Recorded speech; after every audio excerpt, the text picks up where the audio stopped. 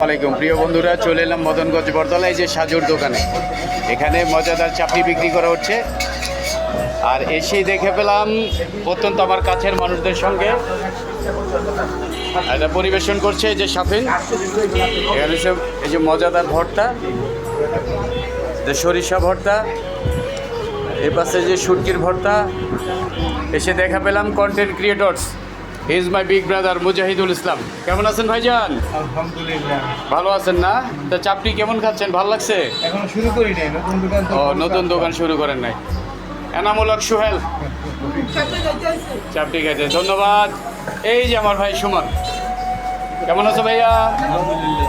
এই আমার ক্লাসমেট। আলহামদুলিল্লাহ। বন্ধু কেমন আছো? আছি বন্ধু, ভালো। তুমি কেমন আছো? আলহামদুলিল্লাহ।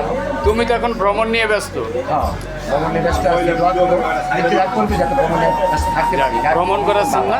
ধন্যবাদ বন্ধু তোমারে। হ্যাঁ, আর চাকরি খেতে এসেছি, চাকরি খুব ভালো। যাক, আজকে মাশাআল্লাহ। প্রথম দোকান মনে হয় 3 দিন ধরে চালিয়েছি। হ্যাঁ। আজকে প্রথম, চাকরি খুব ভালো। আমার তো ভালো লাগছে। কার্তিক কেমন লাগছে জানি না, আমার তো ভালো লাগছে। তা মুজাহিদ ভাই কেমন খাচ্ছেন? ভালো লাগতেছে তো?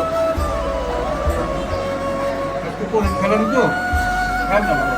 ভালো, মাশাআল্লাহ। তুমি খাবার খা। আসসালামু আলাইকুম।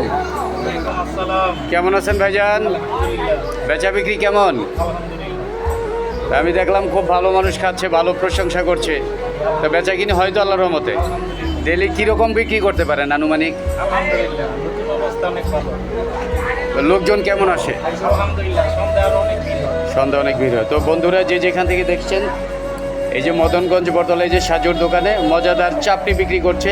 অবশ্যই আসবেন মদনগঞ্জ বটতলা, ঠিক ওয়েলফেয়ার অ্যাসোসিয়েশনের মার্কেটে। সবাই ভালো থাকবেন, সুস্থ থাকবেন।